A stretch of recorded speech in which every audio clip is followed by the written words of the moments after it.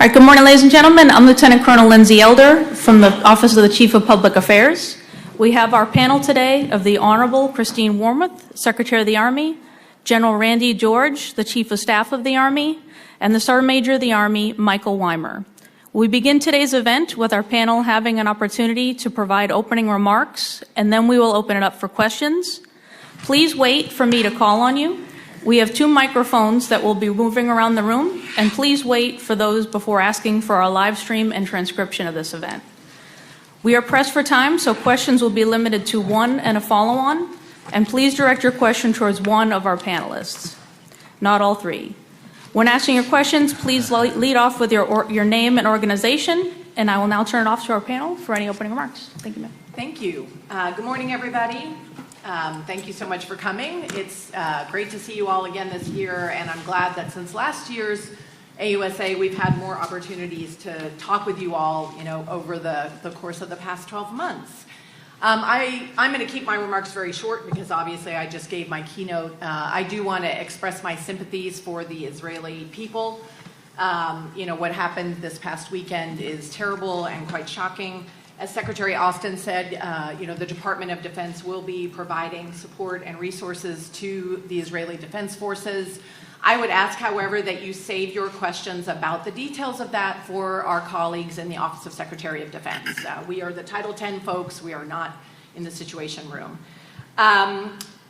In terms of my speech, for those of you who might not have been able to attend it, I really tried to emphasize the theme of the need for the Army to innovate and transform. And I tried to draw on the period between World War I and World War II as an example of a time in the past when the United States Army really made some important strides in innovation. And I hope that we're not in an interwar period now, but you never know. And I think it's our responsibility as leaders to make sure that we are innovating in terms of our modernization programs, innovating in terms of our force structure, and frankly reinventing how we recruit, since our recruitment efforts are the foundation of the Army House. And a lot of you, did a nice job, thank you, covering our announcements about how we're going to reinvent recruiting in the future. The other thing I tried to emphasize is the importance of our partnership with both Congress and industry in that innovation and transformation effort. We can't do what we need to do without help from Congress and support, obviously, from industry. So with that, I'll turn it over to our new Chief of Staff. Okay, thanks, Secretary.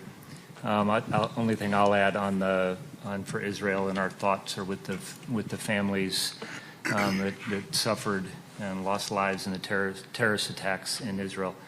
I'm glad to be here. I'm glad to be up here with my teammates, and obviously my first AUSA press conference. So a couple of things I just want to say up front is how proud I am of our Army. And just over the last 60 days, I've had an opportunity. I've been out at 1st Armored Division, been out at seen the CTC rotation at the National Training Center, over with 2nd Cavalry Regiment, and several units stopped off and seen AFRICOM. Really everywhere I've been impressed with what our troopers are doing, and we're very busy, and I've heard that out there. But on the very positive side, it just goes to show you how much I think people appreciate what the Army is doing around the world for the Joint Force, and I'm how proud of our soldiers that we all are over there operating. And then I just got back from Indo-Pacific Army Chiefs Conference, and had 20 Army chiefs over there, and it was pretty much the same thing. Everybody wanted to do more with the U.S. Army.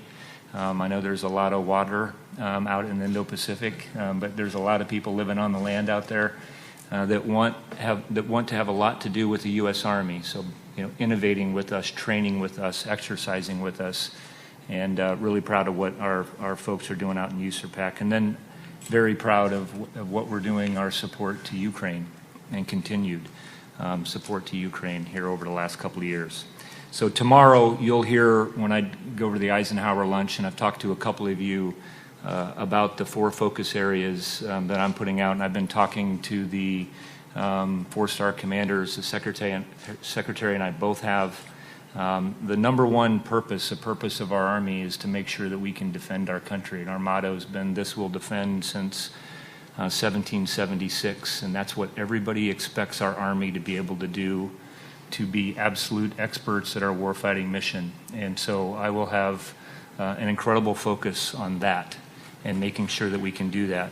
But to be lethal and to be prepared at your warfighting mission, you have to have cohesive teams. So that's the first. And what I have instructed commanders, and I just was talking at a solarium this morning, had about 100 captains, lieutenants, warrant officers, first sergeants, platoon sergeants, and was talking to them about that and asking them for some feedback on how we can stop doing things that don't contribute to lethality and building cohesive teams. And I think that's something that we have to constantly review. The second is delivering ready combat formations. And ready formations mean that you have ready families, first and foremost, and making sure. And I've been through several deployments and making sure, and I've been blessed with a strong combat multiplier in my family and my wife, and making sure that we're doing the same things to make sure that we have that out inside of our formations. And one of the things I think you're going to see here that the Secretary and I tasked everybody to do was to develop an app that they could have information. The Army has a lot of programs, OSD. We have a lot of programs, and we have to give them the ability to access all of those programs and know exactly how to find them. The other thing on delivering ready combat formations is magazine depth, and I'm sure there'll be questions to talk about that, but to making sure that we are putting a lot of effort into our industrial base. And then the other aspect of delivering combat-ready formations is maintenance, and I'm willing to look forward to talking. Anybody has any questions about that? The third area is continuous transformation, and the Secretary talked about that a lot in her speech. And I know that the world has changed more here in the last couple of years. We can't wait for 40 years. This is something, that's why we talk about continuous transformation as something that we're going to have to do. And continuous transformation is not just equipment. It's about making sure that your education is changed, to make sure you're training people for the new environments that they're in, both at units and then professional military education. And then what do we need to do to adapt our acquisition processes to make sure that we're doing things quicker. And then finally, a focus, and I think this is the foundation to everything, is strengthening our profession. And discipline is the foundation of any good unit, I would say of any service in combat, in peacetime. Discipline is critically important. And so just to the focus, and I've heard that even with the junior leaders this morning, a focus on discipline standards which they appreciate. The other thing that we've rolled out here recently is called the Harding Project, and looking at getting people talking more about our profession and sharing, and doing that in a way that will be on their tablets or phones where we can have a professional discussion.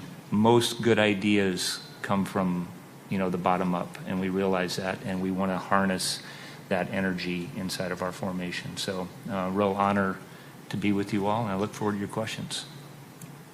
Hey, good morning, everybody. It's good to see everybody. Good to see some familiar faces, and those that I don't know, it'll be good to get to know you a little bit more. Super honored to be here, be a part of this team. Kicked it off yesterday with a 10-miler. That is definitely a good way to kick off AUSA. But after, it's been about 60 days-ish, and really been hitting the ground and getting out there, from Alaska to Bliss to Irwin to Moore to Poland to I even made a trip up to support my counterpart in Canada for some initiatives that he has that are similar to us. And so it's been a very informative 60 days. During that time, I've been able to have some amazing conversations, from soldiers to junior NCOs to senior NCOs to field grade officers and all in between. It's been very, very great to see how they're focusing on the 4 focus areas the Chief alluded to and the Secretary's principles. But we've also been able to have candid conversations about some of the things that we're struggling on. So I'm learning quickly the importance for me to get out and absolutely talk to soldiers and their families. I'm also very blessed, my spouse Kimberly, that's been able to travel with me, and she's been out there engaged, fully engaged with families, and been able to have those candid conversations also. So really look forward to our engagements and your questions. Thank you. Tara Kopp. Just wait, pause for the mic. Hi, good morning. Thank you for doing this. This is Tara Kopp with the Associated Press. First, for General George, you were just talking about the magazine depth, and I wanted to ask specifically about the 155s. It looks like Israel's military might do a ground invasion. Are you concerned that this puts additional pressure if those munitions are requested on your production lines for 155s or other munitions? And then for Secretary Wormuth, I wanted to know about the status of the 2 Iron Domes, if they're still in use, or if there's any consideration to potentially providing those back to Israel. Tara, first I would say I think that we have recognized here for quite some time that, we need to get after building up our industrial base and making sure that we have magazine depth, I think we were both using that term. So I'm confident of where we're going with our 155, and we're actually involved in process right now to determine what we need to provide to our partners, to Israel, and confident that we'll be able to provide them, what they've asked for. Yeah, go ahead. Sure. Yes, I would, of course. The situation, I don't know if this is additional pressure we have realized for quite some time that we need to, get after increasing our magazine depth, and we're in the process of doing that. Really proud of what Doug Bush and our ASALT team have been working this, and with the multi-year procurements, and I'm sure you're very familiar with what, kind of where we're headed and the trajectory we're heading in a very quick way with 155, for example. So I think we will continue to press on that. Tara, I don't have anything to report on the 2 Iron Domes. I think what I would say is we're obviously at the early stage of the process of evaluating, our ability to support what the IDF needs. And just as we have with Ukraine, we're going to weigh, obviously, the impacts of request to our readiness. But I would argue that just as we've leaned forward with Ukraine, I think, the intent is to lean forward in support of Israel. And, one thing that is really important in terms of the munitions in particular and our ability to support both potentially the Israelis and the Ukrainians simultaneously is additional funding from Congress to be able to increase our capacity, in terms of our capacity to expand production and then to also pay for the munitions themselves. We need additional support from Congress, so I hope we'll see that soon. Dan Shear.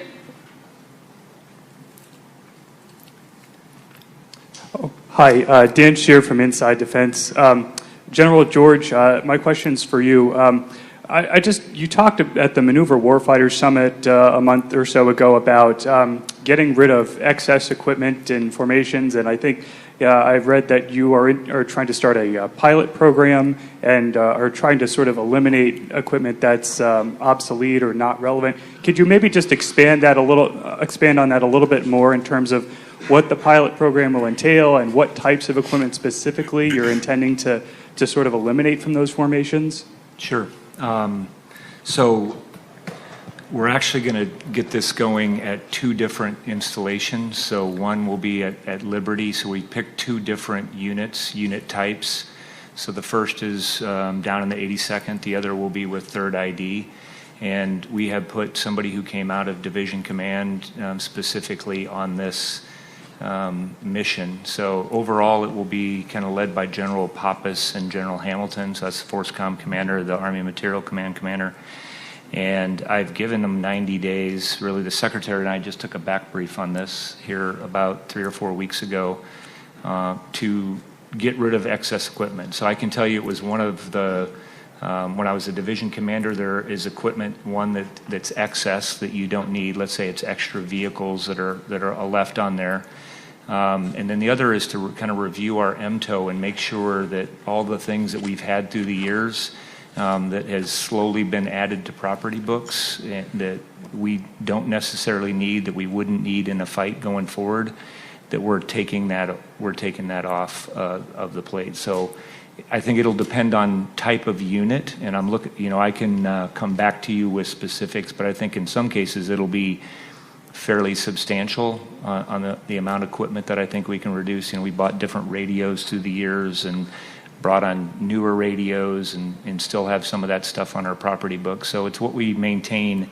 The goal here is to reduce the complexity for our company commanders and, you know, our units that are out there, that they're not dragging this extra equipment around. What would be done with the old equipment? So yeah, well, what has kind of kept us in the past from going through that is figuring that out. So I will tell you what we're going to do initially is that we're just going to basically bring it into a warehouse, and then we're going to I don't want the company commanders and first sergeants to try to figure that out. We're going to pull it out, and then we're going to figure that out with our logistics experts, and there's nobody in the world than Army Material Command, and then they'll figure that out. So some of it we may not need. It may be turn it in. Some of it we'll bring up to standard and store it for future use. So I think it depends. Some of it we may use for parts. So I think we still have to go through that, and we're willing to, you know, love to kind of bring you on that journey with us. Ashley Roki, Breaking Defense. Hi. General, I wanted to ask the operating concept. It sounds like General Rainey has finished that and turned that into you. Sort of what changes are you looking at how the Army will operate, and when will you sort of roll this out? And then on Israel, any concerns? You're moving to a different type of fight, not into the Indo-Pacific. Any pause or a relook after what's happened this weekend? Well, first, I would say, Ashley, is that we always, and just had all the leaders in last week, is that our Army is a global Army. It's one thing we always talk about. We're going to have to be able to operate wherever we're called, whether it's in Europe or the Pacific. And I think that has to kind of be a guiding principle for us. And obviously, we're going to have different capabilities based on different fights. I'd say overall, the big things that we're looking at, and you can go through, and I did this down at the Maneuver Warfighting Conference, which all the things that have changed on the battlefield here just in the last couple of years, what we've learned from what's happened in Ukraine. What our big focus is, and I'll use the network to give you one example, is we need to reduce the complexity, I think, at our formations and bring that complexity up. And I think that, and I know industry is going to help us a bunch with that, and we're talking specifically with the network to make our formations leaner, more mobile, lower signature on the battlefield. And I gave an example when I was just talking to all the captains and first sergeants and warrant officers this morning.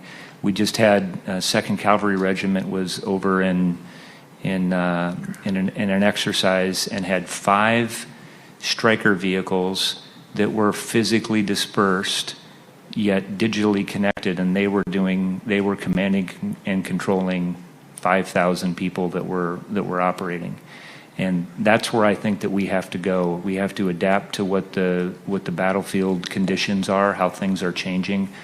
I could talk about unmanned systems. We're going to look at human-machine integration and what that does. Some of that came up this morning, and the Secretary was talking about it. So we're looking at that overall, and that we're planning on that being a big discussion, and we're going to get the leaders together in December.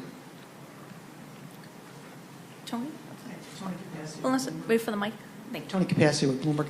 One Pacific question and one Ukraine question. What is the status of getting basing privileges for the multi-domain task force? You've talked about it's a State Department issue, but it was formed like 3 years ago. Any progress actually getting permission from Japan or the Philippines to actually let them base there as opposed to train and run in and out? And for General George, the M1 tank, Ukraine, all 31 are apparently there. Can you broadly talk about the concept of operation, the sustainment concept that's been set up there in terms of the complex refueling and ammunition issues? And do those tanks have the active protection system that the United States Army's tanks have?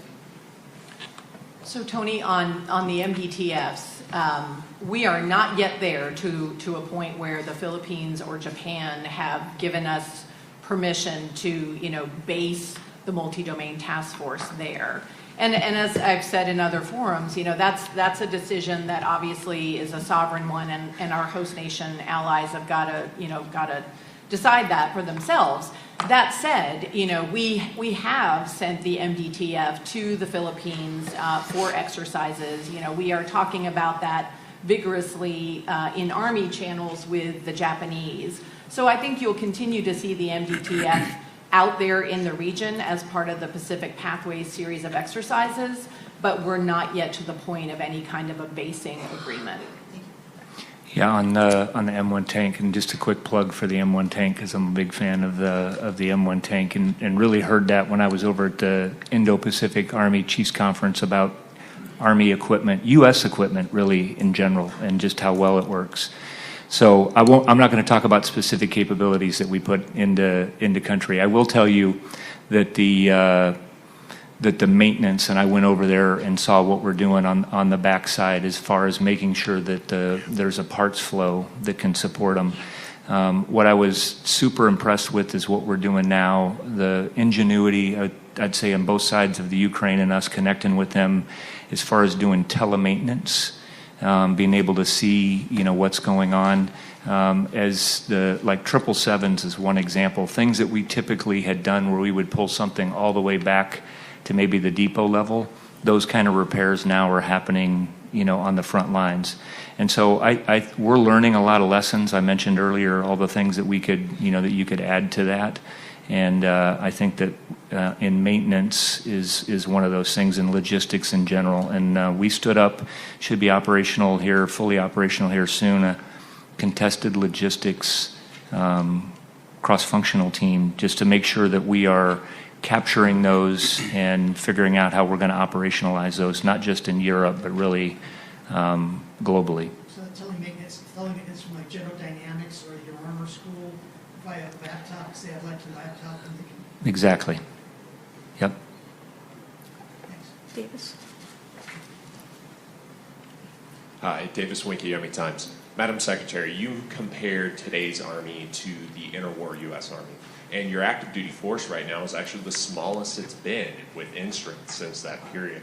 And at the same time, you have an Army that is doing more overseas than it was when it had more soldiers in recent years. And Sergeant Major Weimer, in a conversation with me, brought up an op-tempo measurement concept called head-on-pillow time that captures deployments, rotations, field time at home station. And op-tempo is a really big concern given the declining end strength and steady requirements. Does the Army have the ability to really capture and understand that head-on pillow time for soldiers? And is developing that capability something that y'all are going to put into play from the top down as part of quality of life measures? Yeah, I think, Davis, of course we want to understand the op-tempo as accurately as possible we can for our soldiers. SMA and I have not had the opportunity to talk in depth about this and about head to pillow, but I've certainly heard those kinds of concerns from soldiers when I've been out and about. I know when I was at Fort Riley recently, I heard about that. I think part of what's driving our op-tempo right now being basically about the same as it was during the global war on terrorism is exercises, like Pacific Pathways. And I think it's very important that we have the Army out there in theater showing what it can do, showing how it can operate with allies and partners. That's important to deterrence. But we do need to keep our eye on that because we don't want to run our soldiers into the ground. So I think as part of our emphasis on making the Army more data-centric, we're going to be looking for how can we track more finely those kinds of measurements. And it's something I look forward to exploring with SMA and the Chief. Can I comment on that? I can't help myself. I've been in, more into formations than I have been here in the Pentagon. And I will tell you that one of my biggest frustrations, and I just again was talking to all the captains and first sergeants about it this morning, was the aspect of predictability. So the thing that frustrates, that whenever we've gone out and they're part of exercises, they love going and doing their Army mission. What people don't like to do are that one, they like to know kind of what they're doing, have some level of predictability. I'm no different, you're no different, you like predictability. And then they don't like to do things that they don't think contributes to, again, what it is that is going to help them with their mission. So I mentioned the excess equipment, which I'm hoping will help. So when you're back, you have less time. We're just put out on maintenance. We're servicing our vehicles too much. This is the bottom line. We got all the CW5s together across the Army, maintenance warrants, and by making some very simple common sense changes, it's going to reduce the workload by 632 man years.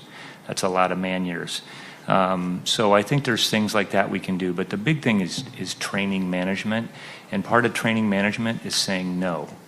I mean, okay, and that needs to happen at every level. And there are certain things we're going to respond to in the world, but I think if we can get rid of some of the things that bother folks, tech is another example. If tech doesn't enable you, because everybody's enamored with tech, but if it's something that makes it more, you have to input in a whole bunch of different systems, then that's problematic as well. But what are the levels at which your junior leaders are empowered to say no? Because the company commanders who have everything roll downhill to them have to say no to the raider who's going to sign their eval. Yeah, so again, that's part of, I think, training management and deciding what you're going to do at every level. You have leaders at every level that do that. I've grown up in that system, and I know you've been out there and doing that, and I'm confident that that's working in some areas, and I think we need to have to make sure that it's working across the board. Steve? Steve Bannon, military.com. So, Madam Secretary, you guys are working on asking Congress for a bunch of money for barracks. Is there anything the Army is working on in terms of policy or hiring of DPW teams to take care of these hypothetically new and renovated barracks? Why should Congress give the Army a bunch of money when it seems to not be able to take care of what it already has? Yeah, I think, Steve, we are doing a number of things to improve our barracks oversight. So for example, we're having a summit later this month that's going to be looking at essentially, barracks management, barracks oversight. How can we improve that?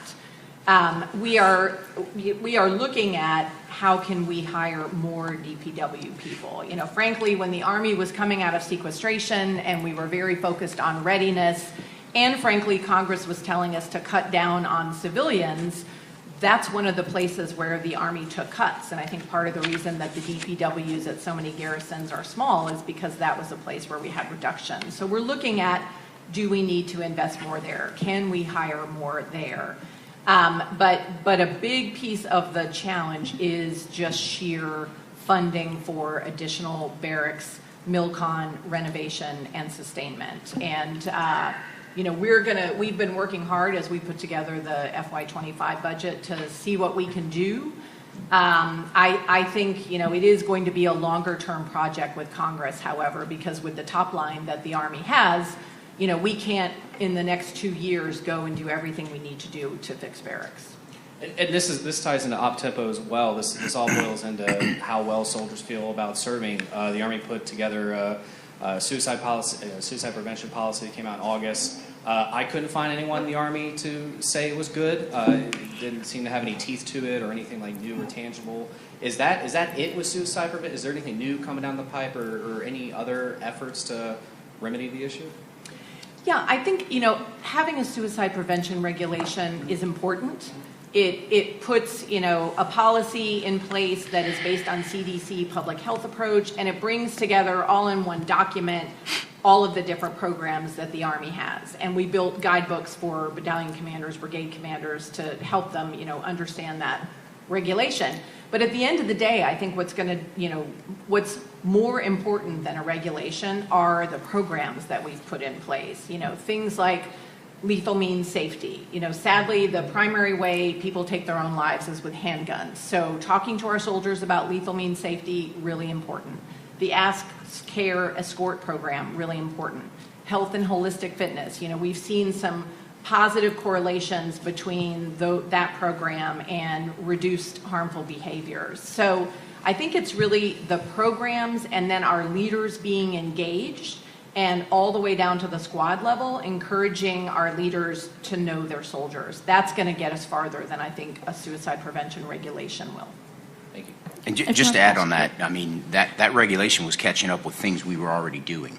I mean, when I take a look at, like, I just visited the People First Center down at Fort Cavazos, and I literally looked at what we're now calling, the Ask Care Escort, the ACE program that came out. It's underneath that new regulation with the delivering the modular and interactive scenario-based training. I mean, we're doing that, and this regulation codified that, and now make sure it's happening across all the formations. Thank you. Thank you. Thanks for doing this. First, Secretary Wormuth, have y'all determined which specific systems the Army will contribute for the new Replicator initiative? Which ones, and can you share a little bit more about the vision for that? And General George, can you please expand on the app that you mentioned that y'all are developing? I'd like to hear how far you are in that development. When is it going to be released? What sort of impact are you envisioning that it'll have on personnel? Okay. Ma'am, can you include your name and... Oh, and I'm Brandy Vincent from Defense Scoop. Thank you. There we go. I was trying to read it. So on Replicator, that's a very new initiative, as you know, that Deputy Secretary Hicks just announced. So we're still exploring how the Army can fit into that. I do think that we have a number of areas that would be ripe for Replicator. That would include, UAVs of all sizes. As I said in my keynote, obviously UAVs, both using them as sensors, as deliverers of payloads, and then also defending against them is key on the battlefield. So small or UAVs of all sizes. I think also some of the loitering munitions that we have could be candidates for Replicator. And then finally, perhaps some of our ground robots. But we're still in dialogue with OSD on that.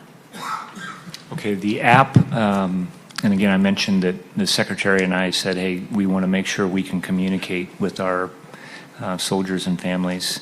So we've asked the software factory, this is part of Army Futures Command.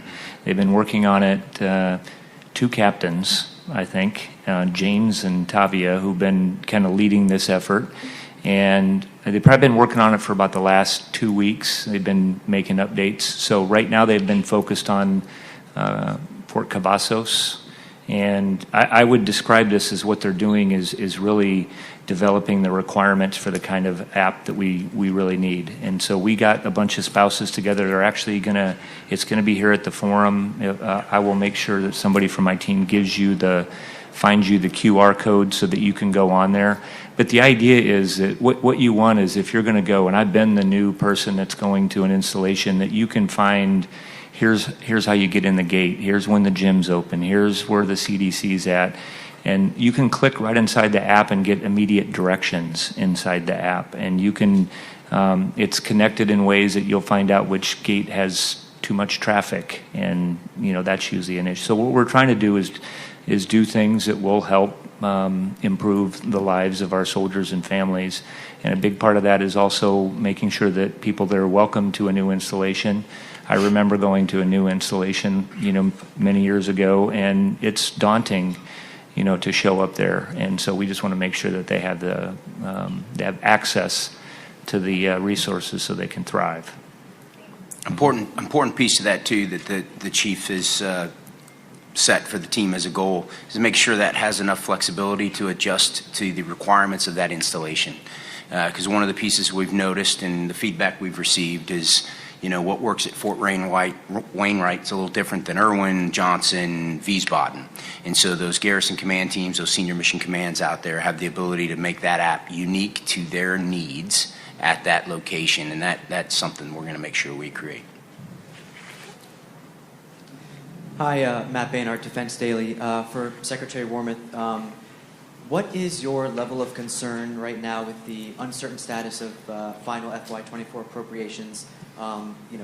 Now under a CR and with no Speaker of the House currently in place, and what are some specific impacts you would point to having to operate under a continued longer-term CR and then potentially even the 1% across-the-board cut if there are no spending bills in place by January 1? Thank you. I'm definitely concerned about the lack of funding. as I said in my keynote remarks, we're staring down the barrel of another potential government shutdown in just a few weeks. So, I would say, sadly, the United States Army and DoD has gotten used to operating under CRs for the last, several years. And so, the impacts of the CR in the short term, you'll obviously see some inability on our part to start some New START programs. There are some impacts on some R&D programs. And basically, the longer a CR goes on, the more profound those become. I don't have specific examples off the top of my head right now for a long-term CR, but we can get those for you. We do track them and try to keep them handy because obviously we want members of Congress to understand the problems. But the lack of, frankly, predictability around our budget is a huge problem, particularly in light of the incredibly challenging security environment we're in, where we're doing everything we're doing in Ukraine. We're working to keep up with the pacing challenge of China. Now we see what's happening in Israel. Having predictable funding would help a lot.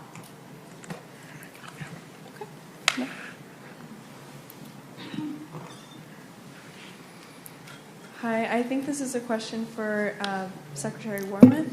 I'm Meredith Roten with Janes, and I wanted to ask about now that the 24 technologies in the hands of soldiers by 23, that deadline has come and gone. I was wondering, what are you thinking about lessons learned from that program, especially, or that effort, especially as you're looking at the Army of 2040? Is that something that you would try to replicate again for future milestones in setting that kind of tone of all those capabilities coming in at one time?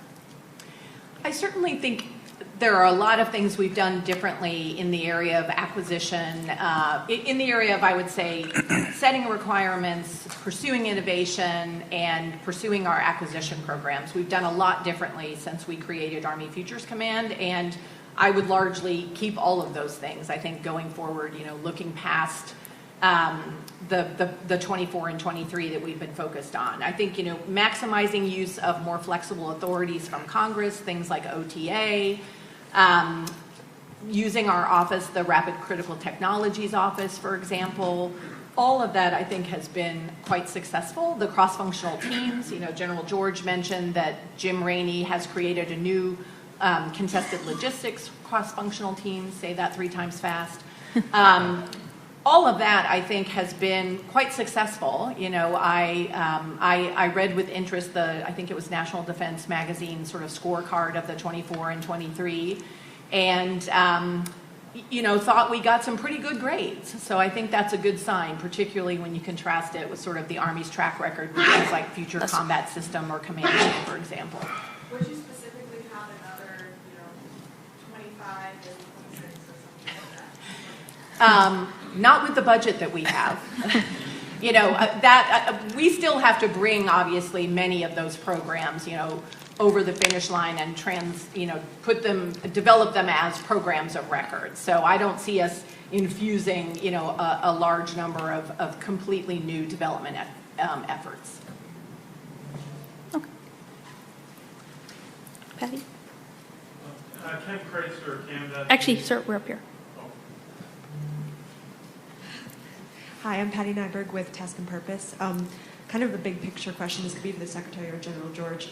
We know about the challenges with recruiting, and then kind of a new effort is just human-machine integration. I'm curious how kind of those two coming together are changing force structure. Is it changing the way that you're going to budget, where money's going, kind of big picture, kind of how you're thinking about technology, maybe replacing certain jobs, kind of in that vein? Yeah, I think a lot of that work is still ahead of us, frankly, and one of the things that I'm excited about with the human-machine integration initiative is that it will help us start understanding that picture and what it really looks like. What are the implications from a manning perspective for our heavy units, for our light units, if we start bringing in robotic vehicles or relying more heavily on AI? There's a lot of work to be done there, I think, before we can really get to a landing place. But that is what General Rainey and General Rash have started, I think, with the human-machine integration effort. Yeah, the only thing I would add is that, and I kind of mentioned it up front, that we have to figure out too how we're going to use this in our people. So I'll give you an example that I think right now you're going to have unmanned, you take a UAS, unmanned aerial system, and what it can do as far as reconnaissance or force protection or those kinds of things that units, a lot of different types of soldiers. This isn't like an infantry soldier or any specifically. You're going to have to be able to use that, whether you're out in a logistics convoy or those types of things. So as the Secretary mentioned, what we're doing a study in that. We'll do some more of that actually. We're doing a lot of it right now out at NTC, and that's kind of, we can get a lot of turns on those kinds of things. And then when we do Project Convergence, we can continue to look at that and how that's going to change our formation. But I don't think it's going to be in one of these big, oh my gosh, we're here. I think these kinds of things happen over time as technology advances. You learn how to get it inside your formation, and that's kind of what I was talking about with continuous. It's just something that we need to set it in motion, and that's what we're trying to do with our formations, is making sure that we can, get after this, continuously.